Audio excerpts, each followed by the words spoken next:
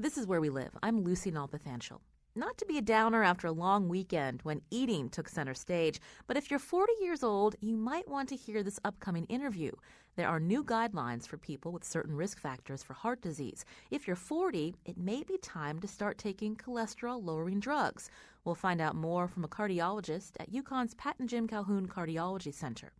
And later, we check in with WNPR's digital reporter, Ryan Karen King, who has an update about a Hartford man he profiled, Sherwood Taylor. We'll hear more about Ryan's reporting on sober houses in the state, too. But first, what's the future of higher education? That's the question at the next Connecticut Forum, which features one of our guests today. Dr. Freeman Hrabowski III is president of UMBC, the University of Maryland, Baltimore County. Dr. Hrabowski, welcome to the show. Thanks so much. I'm delighted to be with you, Lucy. Well, first off, what inspired you to be an educator?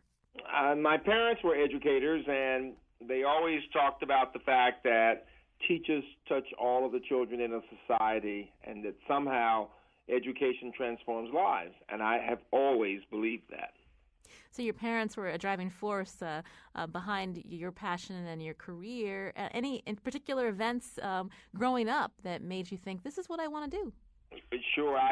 My new book on Holding Fast to Dreams focuses on growing up in the civil rights movement in Birmingham, Alabama, and how being a participant in the Children's March led to my philosophy of education and my working to develop young people of all races across disciplines, but particularly in the STEM areas, in science and engineering. And the key for all that is this, that I heard Dr. King say in my church when I was 12, that the children could make a difference in what happens in our country. And I felt empowered by those words, participated in the march, went to jail, had a very rich and painful experience, but one that taught me the importance of believing in children and knowing that children can really be empowered to help shape their destiny. And that led to my deciding I want to help educate young people to believe in the significance of democracy and the fact that we should all have a role and an opportunity to make a difference. That's an important message, especially post-election, now that we know who our president-elect will be. So when we look at higher education, it has evolved through the decades. What's the value of higher education today? Fact is that when I was a kid, 12 years old, in the early 60s, only about 10% rather of Americans had a college degree. And if you put it together, everything was broken down into black and white. So only between 2 and 3% of blacks and about 11% of whites. Today, we've gotten up to about 30% of Americans with a college degree, with slightly over a third of whites, and interestingly enough, only about 14% of Latinos or Hispanics, about 20% of blacks, and about 50% of Asians, depending on the group of Asian Americans you're considering. Put it all together, what am I saying? I'm saying that unlike the 60s when we had only 10% with a college degree, after the Higher Education Act, we had many more people of all races going to college and moving into the middle class. And today, we're up to about a third.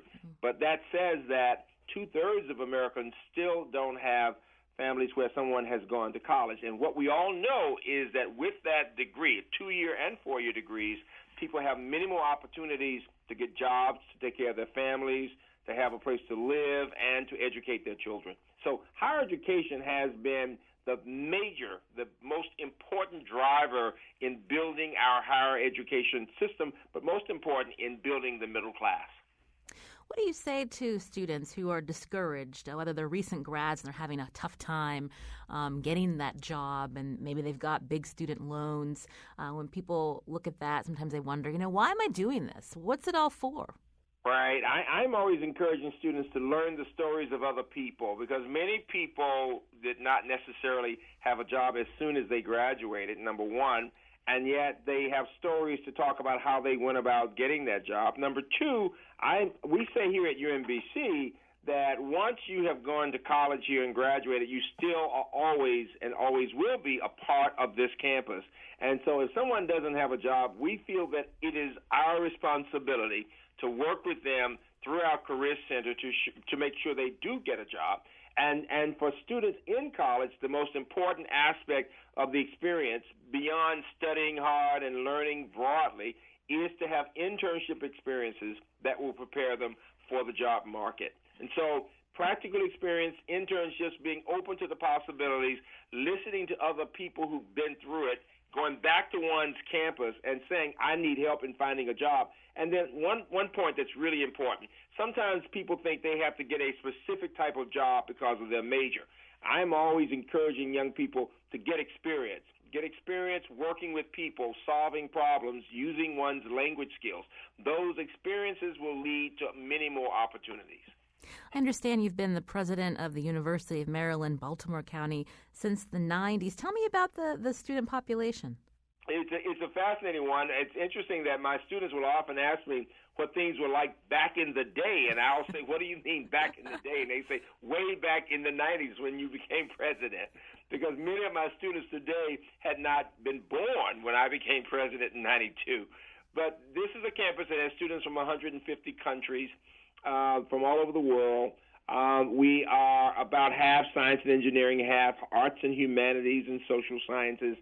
Many students go to grad school, about 40%, but others, large numbers, are working in internships while in school, and that's across from the humanities to technology. We produce about a third of the graduates in technology in the state of Maryland. But most important, it's a campus where we focus on grit. We think that Americans too often divide kids into smart and not smart. But when we break it down, what we learn is that what really counts is grit, the willingness to work hard, to be curious about the work, to have resilience, and to be willing to work with other people, and to have a mindset that says, I can do this if I put in the effort and if I get support. I like that. So not fitting into the label that society wants to put on individuals. You know, when we look at your population at your school, yes. I understand that many of these African-American students, UMBC is one of the nation's leading sources of PhDs in science and engineering among African-Americans? Right. We are the leading predominantly white school in sending African-Americans on to complete PhDs. They get the bachelor's here and go on other places, though we have our own PhD programs too.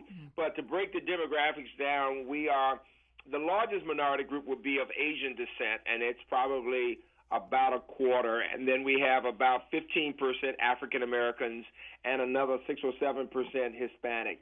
So when you put it all together, that gives you a sense of the population. It's about 50% minority, 50% white. But most important, students of all races do well here. The graduation rates are statistically not different at all, and you have serious students from all kinds of backgrounds. We are a campus that takes great pride in saying that our athletes are good students and get great jobs. We are really hot in chess and game development and Model United Nations. We have an intellectual sports competition going on all the time. And most important, it is a campus that really believes that students from every income classification can succeed, which is really critical in today's society. It sounds like you're smashing stereotypes. Working hard to do just that and knocking down boundaries, a lot of work on interdisciplinarity, on problem solving. We are adjacent to the BWI airport, so we are outside of the city of Baltimore in the suburbs, but we get involved with the sticky issues of the day in the urban setting all the way out to this part of the state. And we attract students, a lot of students from the New York and that broad New England area who come because of the international and domestic diversity of our campus. Tell me more about, why the students at your university are thriving. There's several reasons. One, many are first-generation American. Their parents came here sometimes to grad school, sometimes to work at one of the National Institutes of Health.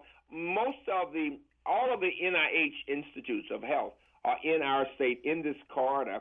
And we're only about 40-some minutes from Washington and about 15 minutes from Baltimore. So we're right in the corridor. And you have a lot of students who are either first-generation American whose parents came here to grad school or NIH and remain, or their parents were in the military and retired in this area, and they've got that wonderful work ethic that you want to see, or they are kids who come from other countries, and that international influence helps our American kids to understand just how hard young human beings can work to excel, because nothing takes the place of hard work. And if you look at New York City and all of the immigrants that came throughout the 20th century and the large number of Nobel laureates who came, what you see is that hunger for knowledge, and they went on to be the best in the world. Well, we've got that on our campus right now. As a result of the Baltimore-Washington corridor, as a result of people coming from your part of the country who want to be the best academically. I mean, this is a campus where the life of the mind is very active. We study Beckett in theater. We study biochemistry and HIV. We're looking at public policy involving everything from the aging population to the impact of technology on society. So it's a very exciting place intellectually. This is Where We Live. I'm Lucy Nalpathanchil. I'm speaking to Dr. Freeman Hrabowski III. He's president of UMBC, the University of Maryland, Baltimore County, and he's one of the panelists at this week's Connecticut Forum. We're talking about the future of higher education. And tell me about some of the programs, Dr. Hrabowski, that you're innovating and making your students think about the world more broadly. Right. Let me give you one example. Most people don't realize that there has been a 50% decline in the percentage of women majoring in computer science in America. In the 80s, we had gotten to about 36% of all computer science majors were women. Today, we are down to between 18 and 20%. In other words, only about 2 in every 10 computer science majors in America will be women, and yet the country needs many more people educated in these fields. We have a Center for Women in IT, a center. It's called CWIT, and this is designed to increase the number of women of all backgrounds who will major in computer science or one of the engineering areas in order to meet the needs in our country. But we also work with humanities majors, arts majors, social science majors to give them technology skills through a variety of courses in, for example, information systems or geographic information systems, so that they can also be marketable for all types of positions. Even our students in media and communications will focus on social media and technology. And so one of the major initiatives of our campus is to have technology running as a thread through a variety of programs, from computer science and information systems and computer engineering all the way over to geographic information systems, all the way to the humanities and areas such as media and writing.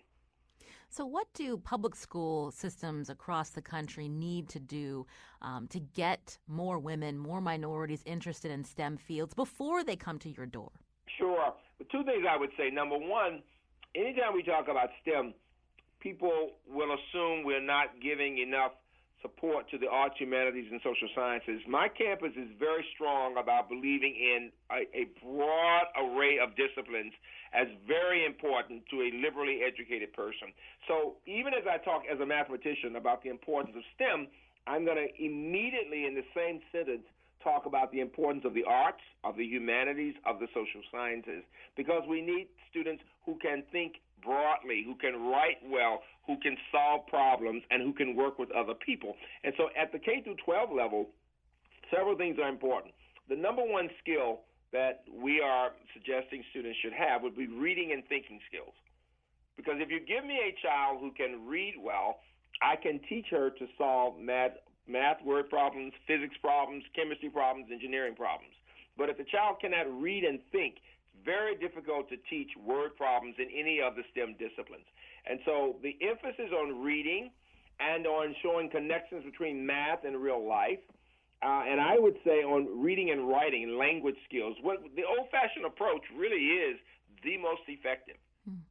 What do you think about Common Core? My understanding is that they're finding new strategies and ways for students to learn, especially math skills. It's not about just memorization. Right. I think Common Core is very important. We needed to have a set of standards in the country that we could agree on as important for the future of our nation and of citizens. What we see in Common Core, quite frankly, is no different from what students from advantaged backgrounds get in wealthy schools already. And there will be an emphasis on problem solving, on not rote memory, on much more emphasis on finding ways of connecting disciplines, and on learning how to remain patient as one approaches different types of problems. Very important. Very, very important. Now, when you do accept a student that needs extra help with the math and science, tell me how you work with them. Right. We receive, first of all, we attract very high-achieving students, but even among high-achieving students, there will be variation depending on the strength of the school, the strength of the school system. And so we have a number of approaches, including placement exams.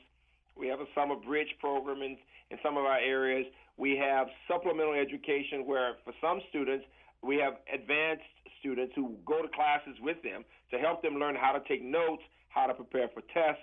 We have a big emphasis on group collaboration. If you go to the UMBC CDC, for example, that's the Center. That does not stand for the Center for Disease Control. I was wondering. Rather, it stands for the Chemistry Discovery Center. And what you'll find is that our emphasis in many of our classes is on a redesign of the lecture approach to focus on collaboration, use of technology, encouraging students to learn from each other, to explain concepts, to ask good questions, a feedback much more immediate based on the technology using a Blackboard system. And what happens is many more students succeed. So our environment is not a cutthroat environment. That's one of the challenges in STEM in America. That too often we pit students against each other. We really work to teach students that in real life, people solve problems by working in groups. This is Where We Live. I'm Lucy Nalpathanchil. I'm speaking with Dr. Freeman Hrabowski, president of the University of Maryland, Baltimore County. Now, Dr. Hrabowski, I'm curious. We had mentioned a little bit earlier about, the affordability of higher education. Yes. Where can we go with this in terms of when we look at a new administration at the White House come next year? I mean, what's the situation in terms of how we can make college more affordable and accessible to more students? Right. Three things I would say. Number one, it's really important to look at who's taking advantage of the financial aid programs we have right now. I have the privilege of chairing the White House Commission on Educational Excellence for African Americans, but what we focus on will be true not just for black students, but for students of any type, particularly those who may come from homes where they have not had the support to prepare completely for college, those who are from low-income homes and working-class homes. And what am I talking about? Number one, we need to make sure that families and teachers know the deadlines for applying for the federal financial aid. Too many students miss deadlines and therefore miss out on quite a bit of money that they could get, particularly if they are from low-income backgrounds.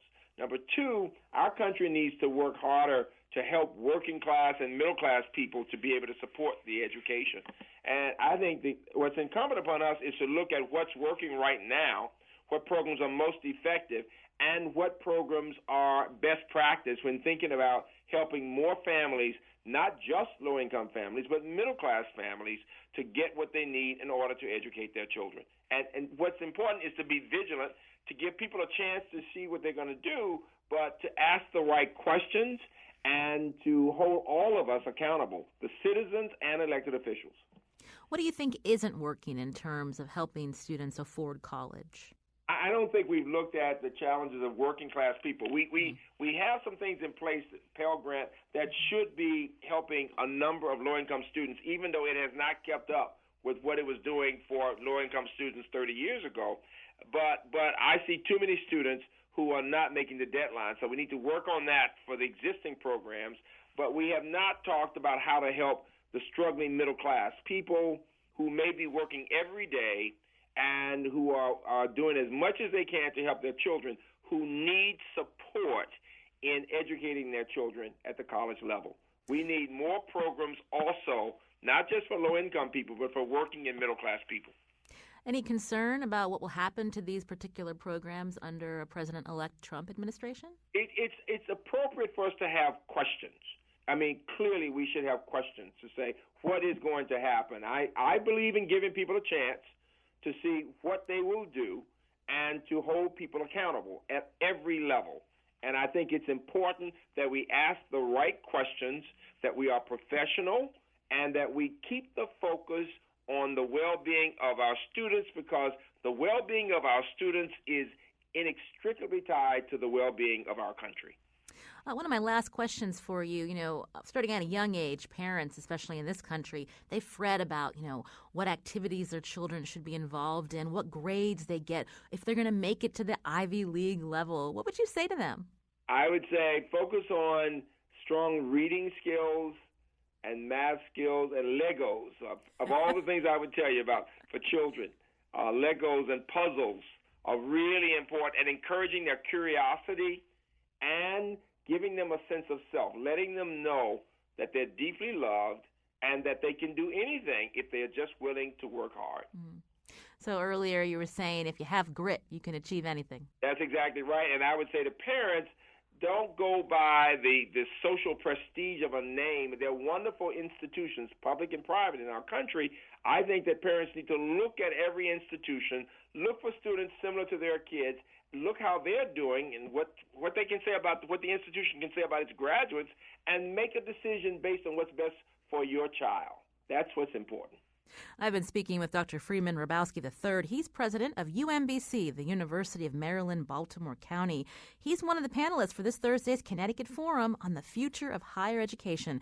That's December 1st at 8 p.m. The forum will be moderated by WNPR's John Dankosky, and we'll have more information on our website, WNPR.org/wherewelive. Dr. Hrabowski, such a pleasure to speak with you. Thank you so much. Thank you. Looking forward to it. Coming up, we'll get an update on WNPR's opioid reporting project. Back after a short break, this is Where We Live.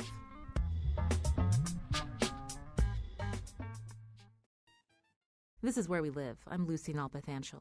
Connecticut joins states across the nation that are in the midst of the opioid abuse epidemic. Federal officials say drug overdoses are the leading cause of death in the U.S. Last year alone, there were more than 700 accidental drug deaths in the state, according to the Chief Medical Examiner's Office. And that's more than twice the number of overdose deaths from 3 years ago, according to trendct.org. WNPR's digital reporter Ryan Karen King has been profiling people affected by this crisis. And this past summer, he met Hartford man 76-year-old Sherwood Taylor, who had been using heroin for a long time. Sherwood was outspoken about his addiction and his path to recovery. Ryan joins us now with an update about Sherwood and his reporting on opioid addiction and recovery. Ryan, welcome back to the show. Thanks for having me, Lucy. So tell us about Sherwood. So Sherwood was a man who defied statistics. He had been using heroin for almost 60 years, over 50 years of his life. He spent using this drug on and off and trying to, several times trying to recover successfully and stop using. Unfortunately, at the beginning of November, at the beginning of this month, Sherwood died from causes that were unrelated to an opioid overdose. Now, I remember your original profile of Sherwood this past summer, and you had included an interview with a doctor who talked about how unusual it was for someone who had battled addiction for so long, using substances, that he survived for that long. It really was unusual, and statistics show that most people who use drugs will usually die within the first 15 to 20 years of using them. So Sherwood really had a long life, considering the things that he had faced throughout his life, the hardships and the consequences that usually come with using drugs. Now, when I talked to him over the summer, he mentioned that he was able to persevere through all of that because simply his outlook. I mean, there was things that he did, the way he conducted himself, like he sort of pledged not to share needles because that's one way to sort of mitigate health consequences. But he said that his outlook really contributed to his survival because he didn't see himself as as what he would say a junkie. He saw himself as someone who abused drugs and lived his life regardless of that. So he was very open about his addiction and then attempts at recovery. How did he share his story with others? So Sherwood was very open to sharing his story, and in ways that might help people who faced similar issues around addiction. Only a few days, only about a week before Sherwood died this November, he was speaking at a conference on overdose prevention. So we'll hear him now speaking at that conference. It's been very hard. What lessons did I learn? Don't start. That's the first one. Because whether it's up your nose, in your arm, in your veins, or anything, that's the shortest answer I can give. Don't stop. Now, Sherwood's memorial was last week on Tuesday. Well, thank you for sharing your story about Sherwood Taylor with us.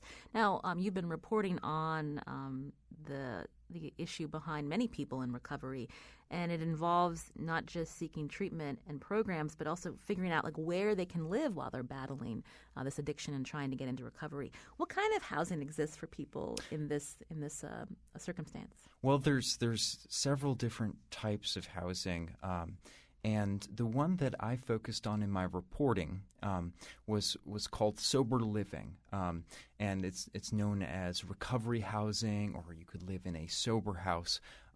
But the specific type of house I looked at was a privately owned sober living home, and these are places that people who are battling addiction can choose to live in after they exit a longer-term recovery program, like a 30-day recovery program, a 45-day recovery program.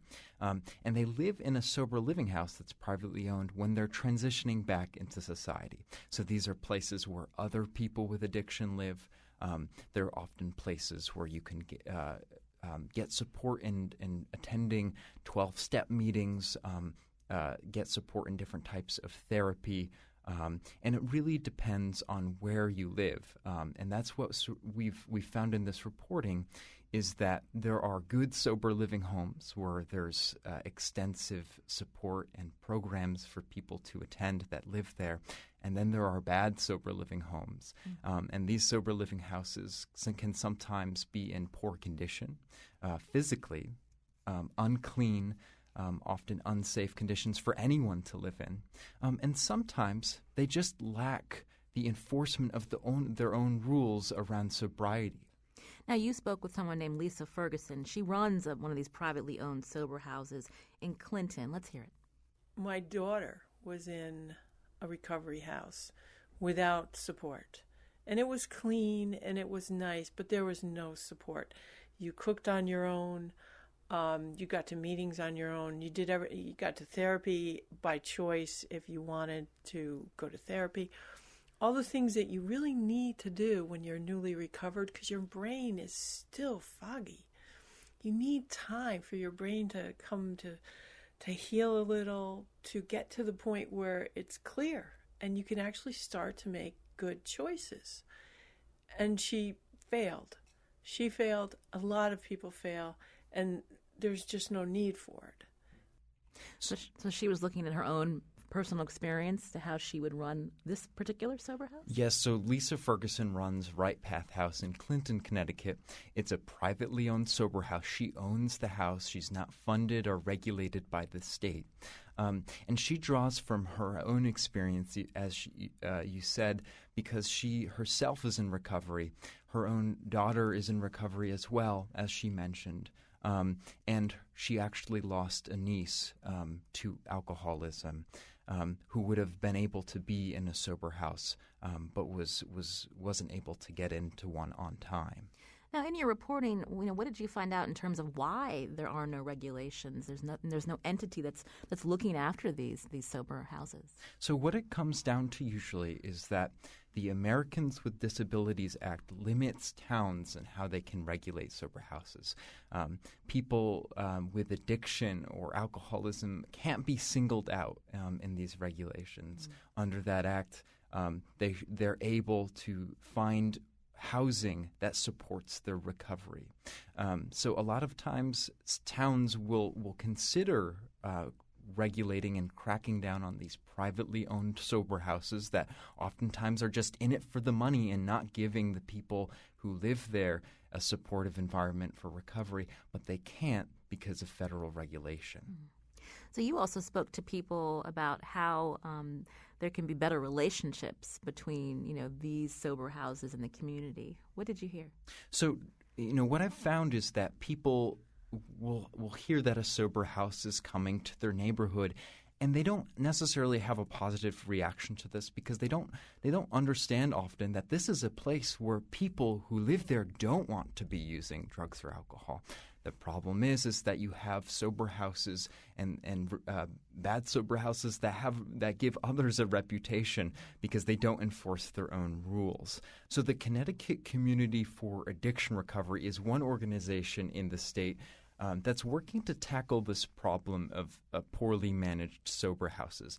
And they're doing it in a way where anyone who wants to run a sober house or does currently run a sober house can volunteer for their inspection and certification program. And what they stress at CCAR is the safety of the people that live there. They want to make sure that there's no leaking pipes and the place is clean. They want to ensure that the people who manage the sober house are concerned for their residents. And something they stress is that people who open a sober house should have a good relationship with the community they're in. And we'll hear from Ken Aligata. He's from CCAR, and he runs the certification and inspection program for sober houses. And we're going to hear him talking about why it's important to have this positive relationship between a sober house and the community it's in. A lot of folks open recovery houses throughout the country, and nobody knows about it. They're following the guidelines in their state, in their town, around zoning and building codes and fire codes, and that's good. That's all good. We support that. But nobody knows. The neighbors didn't know that down the end of the road there's a house full of girls or a house full of guys, and they're all recovering alcoholics and addicts. And then when they find out, the neighbors find out, there's the feelings of upset, and then they go marching down to City Hall and they want to shut them down. So when you were talking with a lot of these advocates, what can be done at the state level? Well, there was an attempt last year to regulate sober houses on the state level in the state legislature. I spoke with Torrington Representative Michelle Cook, who had proposed this legislation, which did die in committee. But it would register sober houses as a business to provide some sort of way for towns to be aware of what sober houses are in their communities. New London is a city that has, in the past year, tried to keep track of the sober houses that are in their city. But at the same time, they're not forcing their sober houses to comply with any sort of regulation. They're providing a framework for them to be involved with actually Ken Aligata's voluntary certification program. So there's the possible regulation on the state level. There's the initiatives within cities like New London, but people like Ken Aligata from CCAR actually are against state regulation. They say the bad sober houses will naturally be weeded out as they certify and inspect, and more sober houses come out of the woodwork to volunteer for this certification program. And they also say that state regulation could make these privately owned sober houses which are valued for being a home and emulating family life and that sort of support. They're afraid that the home will then turn into more of what they call a facility. Now, what else are you working on in terms of your future reporting? We know that you're part of this ongoing coverage here at WNPR to look at the opioid crisis. So, I'm interested in seeing if CCAR is successful in getting sober houses around the state to sign up for this program. It really hinges on people volunteering. And if not, if the state actually mandates regulations in a way that doesn't violate the Americans with Disabilities Act. And I'd also be interested in seeing if cities like New London, where there are 30 plus unregulated, privately owned sober houses are successfully in pretty much discouraging the bad sober houses from operating. Ryan Caron King is our digital reporter. He's been contributing stories to WNPR's Opioid Crisis Reporting Initiative. Now, that project's funded by Hartford Healthcare Behavioral Health Network's MATCH program. And you can see and read more of Ryan's stories at our website, WNPR.org. Thank you so much, Ryan, for coming in. Thanks for having me, Lucy. This is Where We Live. Up next, if you're 40 with certain risk factors, it might be time for you to start taking drugs to control your cholesterol. We'll find out more from a cardiologist. That's after this short break.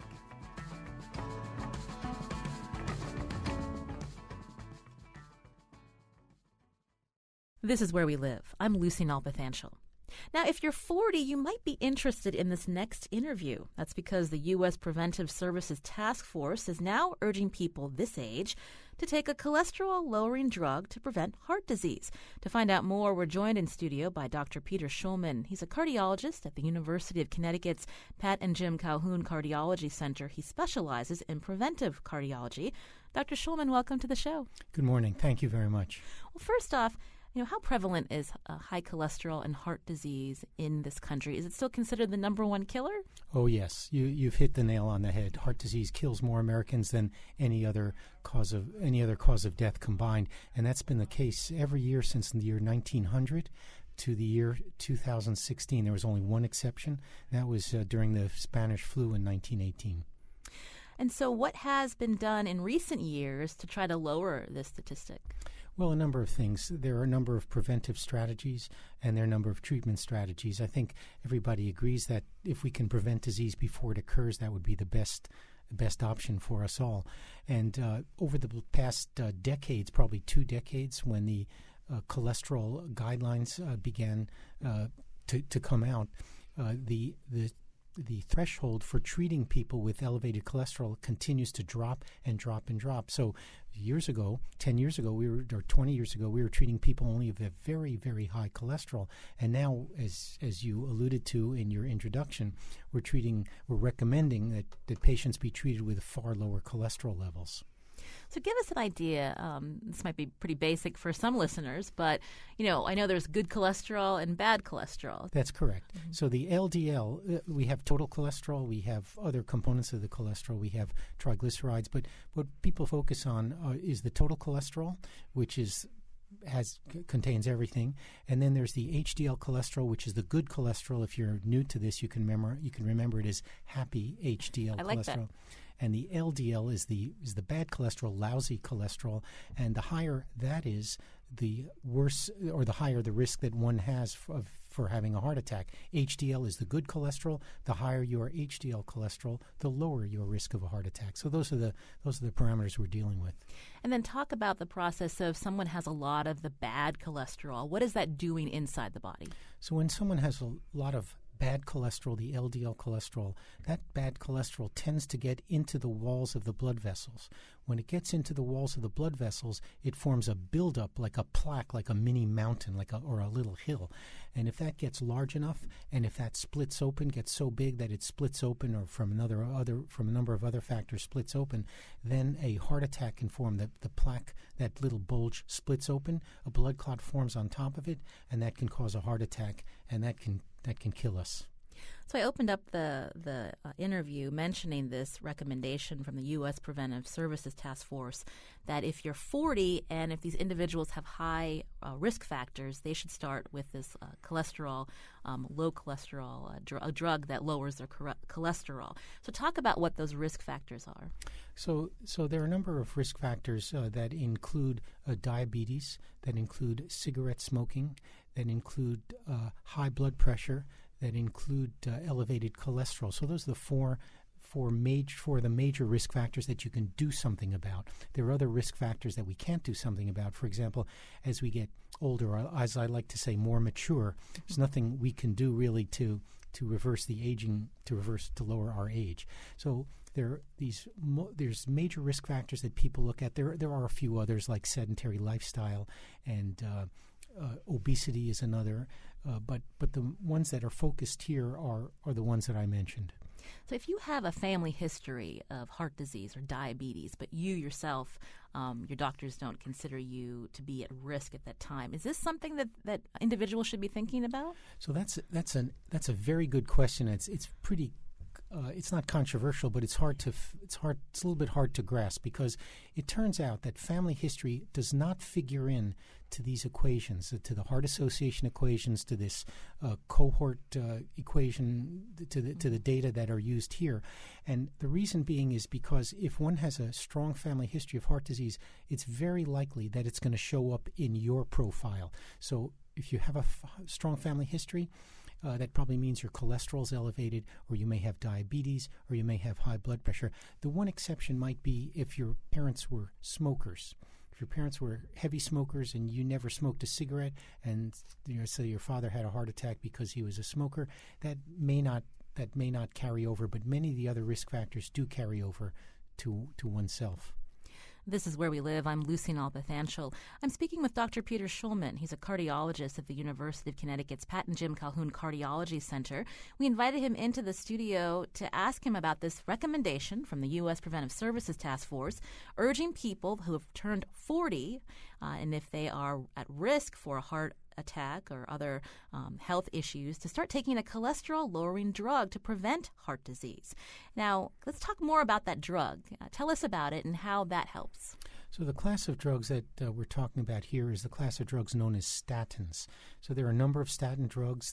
We may have heard of Lipitor or Zocor or Crestor. There are generic names for each of those, and they work by reducing the synthesis of cholesterol in the body, mostly in the liver. So basically, it inhibits the enzyme that helps generate cholesterol. So if that enzyme is inhibited, the body cannot make as much cholesterol. The cholesterol levels in the blood go down, and that reduces the chance of buildup of plaque. Now, you're a cardiologist. What do you think about this recommendation? So it's interesting. This is a recommendation for. This was published in the Journal of the American Medical Association. It's largely for primary care providers. It turns out that the cardiologists have been as aggressive, if not even slightly more aggressive, than this new guideline is. The American Heart Association and the American College of Cardiology, those are the two main cardiology professional organizations. They have actually recommended this since 2013. Mm-hmm. So these are this United States Services Preventive Task Force is now more applied for the general population. And the interesting thing about it is, if this is accepted, if we had Obamacare, this may be now one of the recommendations that would be, because it's a national guideline, it would have to be covered under the Affordable Care Act, whereas before it wouldn't necessarily have to be done so. So the bottom line is that this new these new guidelines for the general population and for all physicians now actually conform to what the Heart Association and American College of Cardiology have been recommending for the last few years. So the recommendation's been out there. How do your patients been accepting this recommendation? This is a good thing for them to do? Well, that's a good question, because people ask, they said, look, my cholesterol is not that high. But if you look at the current recommendations by the Heart Association, if you are 65 years and older, unfortunately I fall into that category, if you're 65 years and older and you're a male, it's almost impossible not to have a recommendation to be on a statin drug. If you are, that's because the age factor. What these recommendations look at, it looks at a calculation of your 10-year risk of having a cardiac event, a coronary artery event. That's a heart attack, a major heart attack, a minor heart attack, or stroke, or death from one of those conditions. And if your risk is over 7.5% in the next 10 years, we're not talking about 1 year, we're not talking about 2 years, we're talking about 7.5% in the next 10 years, it's recommended that you be on a cholesterol-lowering drug. So for those of us who are listening who are near 40 or 40, a little bit low 40s, this is maybe a real kick in the pants to start getting healthier? Yes, it is. And in fact, so what this recommendation is, as you actually summarized it nicely, what this recommendation is that if you're over 40 and if you do the calculations and your 10-year risk is 7.5% of having an event in the next 10 years, and you have one risk factor, let's say a smoker, high blood pressure, diabetes, etc., then it's recommended that you be offered to take a statin drug by your provider, by your primary care provider. You've been a doctor for years. You know that some people really are adverse to having to take medication, especially daily medication. So what would you say to people who, they don't want to be taking a cholesterol-lowering drug? There's got to be something else that I can do.